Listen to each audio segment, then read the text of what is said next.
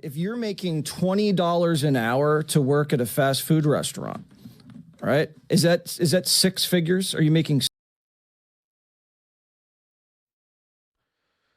This is the billionaire financial guru, right?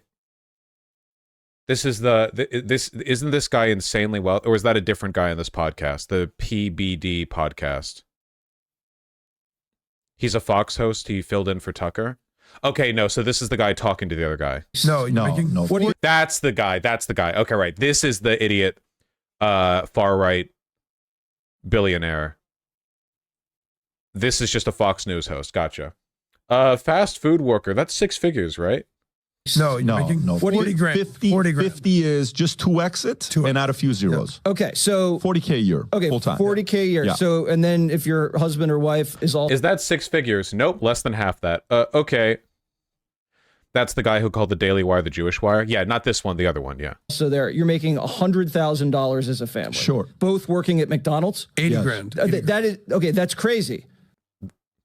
Two people working a full-time job making $80K a year in this economy is crazy? Really? I mean, is it? Two people living together. If you're paying for a family, that's a two-bedroom house, right? Presumably, unless you're having your kids sleep in the same room as you. I mean, I pray to God it's like three-bedroom, depending how many kids you have. But like, what are you paying for rent in like any city? Like, they're talking about $20 an hour for fast foods. They're talking about LA. Do you know what a two-bedroom house or apartment costs in LA?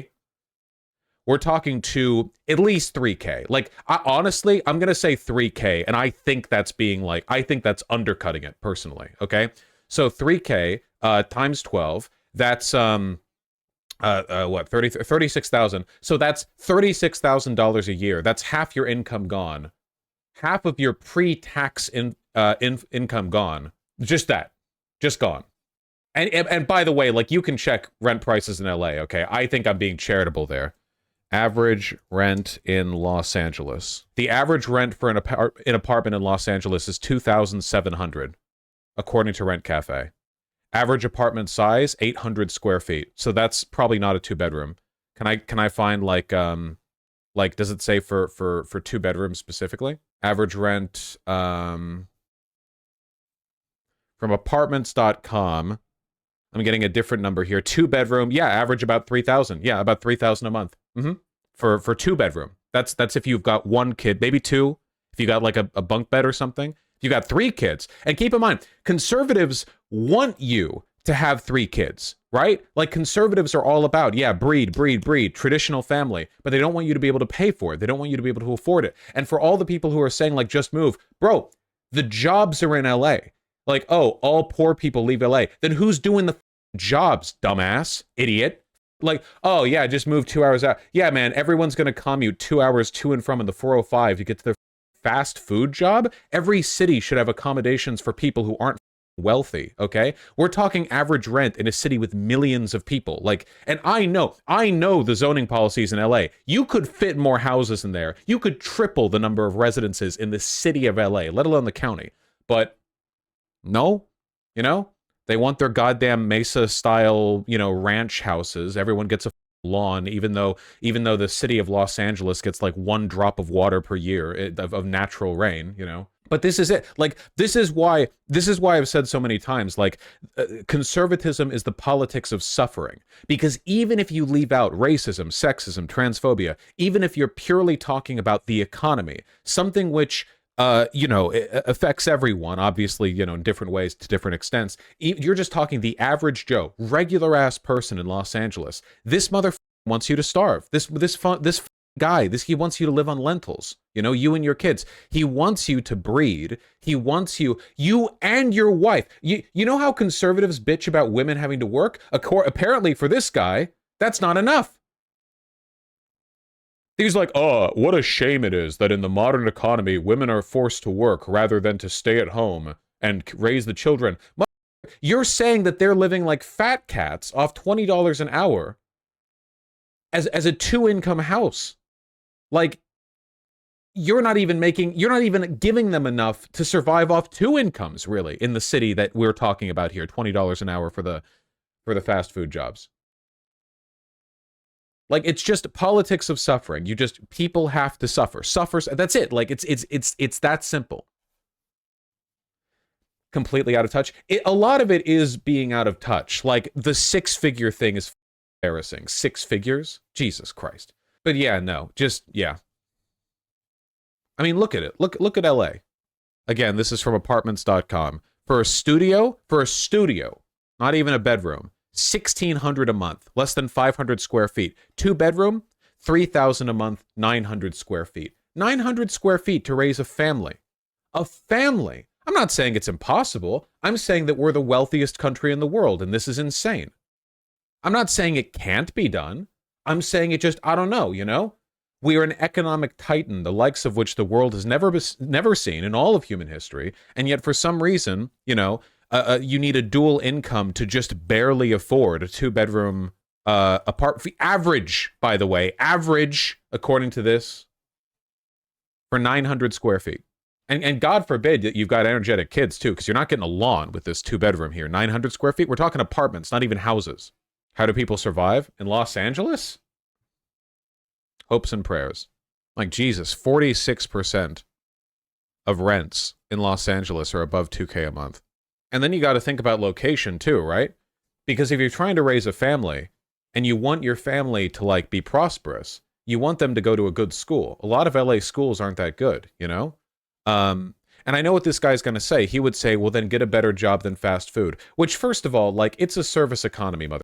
Okay, we can't all be like live streamers and Fox News deadbeats. Okay, we can't all live in the fucking Murdoch, welfare fund. All right, some of us have to, like, actually work jobs. Not me, mind you, but some of us. So get a better job. Okay, but like what? Like, what if there just aren't that many jobs of it? Like, what? How many service jobs are there in America? You know, like, so what? If you just don't manage to get some higher paying job, like, you don't get to have a family? Because that seems to be the logic, really. Just like flatly, like, eugenicist logic. Like, if you can't afford, it's been that case for a while with black people, conservative rhetoric, right? Like, oh, you know, too many kids in the inner city, whatever. But, like, this is just a broadly, you know, like, this is everyone. People don't understand that most of the economy is low-paid service work. Yeah, actually, the way to fix the housing inequality in Los Angeles is all the people who work service jobs should just move to cheaper places, therefore leaving Los Angeles with a massive deficit in service jobs. What?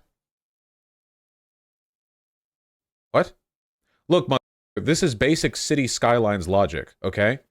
If you've got businesses that need low, high, and medium education workers, you need those workers with the appropriate levels of education. We're failing on levels of civic planning that you learned several hours into playing SimCity 4, okay?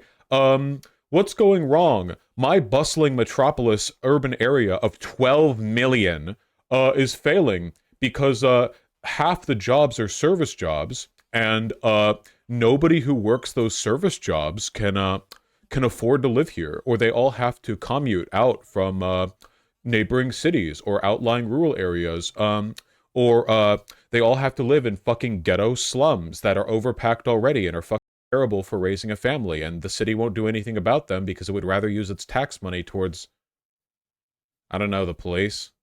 Why is my city failing? City Skyline subreddit. Please tell me, why is my city failing? This is the shit Henry Ford understood in the 1920s, and he's a fascist. Yeah, but back then the economy was more localized. Now you can create massive pockets of poverty, and it doesn't matter because the corporation profiting from it is, like, chartered in Delaware, and the CEO lives in Ireland or something. You know, it's. Their argument then would be that it increases service job demand, increasing wages. Benjamin, that's true. That is how the economy works, isn't it? As you increase demand for those service sector jobs, that does in fact lead to an increase in the wage of those jobs, huh? Isn't that crazy? And yet they complain about it. Well, maybe they would prefer that the wages of those jobs go up by the businesses rather than by minimum wage. But, you know, the democratic mandate can be an acceptable substitute when corporations would rather do anything but pay their workers more. You also have to keep in mind that when it comes to workers raising their wages, there is a regional inconsistency because, say, McDonald's doesn't want to pay workers in one county 4 times what workers in another county get paid because of local cost of living differences, even if it would be rational to do so, because they don't want to set a bad standard. You know, McDonald's doesn't want to show everyone that it's capable of paying wages like that. So even though the cost of living might be massively higher in one area than in another, they won't pay, you know, accordingly. So it's like another example of a inefficient or irrational allocation of market resources. You know, you don't always have local prices and wages perfectly growing or shrinking with you know, the local need. Then they'll say corporations will move away for cheaper labor. Okay, honestly, good. Fast food restaurants, they all cost $50 million now. The quality of their product has only gotten worse or maybe stayed stagnant with time. Like, fuck. You know, get them out of here. Go. We need to bring back, like, mass cafeterias. Like, if you want a good example of how inefficient the market is when it comes to the allocation of wages from corporations' end, think of American tipping culture. We have socially normalized the practice of directly paying waiters, service workers, and what have you, because they don't get paid enough by the corporations. And a lot of people who work for minimum wage, like at places like Walmart, end up getting on welfare benefits anyway, meaning their wages are being subsidized by the state. So as a consequence of corporations not wanting to pay their workers enough to live, just to live in the areas that they're in, the state or the consumer each subsidize it, you know? It's insane. Yeah, in some states, the minimum wage for tipped workers is $2.14 an hour. Yeah, it's insane. Don't ever trust corporations to fix these problems on their own, okay? Corporations are a power structure. They're a block of power that works in their own interest. They will not do good things for you. They need to be forced to do them. Whatever market incentive you think might make corporations treat you better, trust me, it didn't keep slavers from treating the slaves poorly. It didn't keep transnational, you know, mercantilist corporations from treating their workers poorly. Trust me, they need to be forced. That is crazy, because that job really doesn't require much. So it's inflating the entire... I guarantee you that this guy could not do an 8-hour-a-day fast food job. 0% chance. Every person who says that it's easy to do work like that needs to do work like that. This guy would kill himself within a week. Absolutely no shot. He would be on World Star for getting in a fight with like the 7th customer that he had to deal with. He'd be crying in the freezer, okay? No shot. Mm-hmm. You know, he's a troll. He's not subtle about it. I mean, he's contemptuously arrogant, but that's like all of them, right? Labor sector and the Happy Meal. And the Happy Meal. Unhappy, very unhappy. Which I'm... Right, yeah. We got a lot out of a 38-second clip, but this guy is very hateable, to be fair. Breaking down because someone said no pickles. The main thing guys like this don't understand is that there's no way to like smirkingly like groove your way through those jobs. There's no riz you can offer. There's no like inside cut. There's no deal you can negotiate with the manager or whatever. You just stand there and do it, and people treat you like dog shit the whole time, and you get paid basically nothing. That's it. You know, that's it. There's no other way. That's one of the reasons why boomers and people like this guy, even though he knows this doesn't work, but he'll say it anyway, that like you should negotiate for a higher salary. Nobody negotiates for a higher salary anymore unless you're in a very specialized field, okay? But they'll like make that, they'll offer that advice for service workers, you know? Part of it is ignorance, and part of it is just like they hate you and want you to suffer. They want you to think it's your fault that you're not getting paid a lot, you know? If your job sucks and you're suffering for it, it's your fault because you haven't gone up to your like franchised McDonald's corporate manager who's like a 27-year-old doing a master's degree who doesn't give a shit about you and like negotiated a higher wage somehow. So I see a video that shows off how evil Jesse Waters is. What? This is from 2 years ago. Did you just like dig this up just because you hate him? I know Jesse Waters fucking sucks. When I was trying to get Emma to date me, first thing I did, let the air out of her tires. She couldn't go anywhere. She needed a lift. I said, hey, you need a lift? She hopped right in the car. Does she know this story? No, she doesn't know the story. Does she watch your show? The Jesse Jr. does. You're basically the Zodiac Killer. It has a happy ending. This was his subordinate at work, by the way. He's talking about his wife and his subordinate at work, I guess. Really? Yes, we're married. Did you really do that? Is that the first time you did it, or did you use that before? It works like a charm. If you ever think that lesbians are too mean to men, just remember that at some point in their lives, they've probably had to deal with men. Can you imagine? I like men and I hate men, okay? But it's never, if you're a guy and you ever think, wow, women sure don't trust me, then look, okay, I'm not saying that bias is necessarily warranted in that case or not like bias. All I'm saying is, can you imagine being a young woman and seeing this guy smirking as his coworkers are like, oh, you dog, as he talks about entrapping like the 14-year younger, yeah, Jesus Christ. If I was a woman, I would always have a propane tank strapped to my torso. I would look like a Pillsbury Doughboy suicide bomber 24/7. If a man ever made eye contact with me, I'm puncturing it with a screwdriver, okay? I don't know what that would do, but in my head that would make it explode.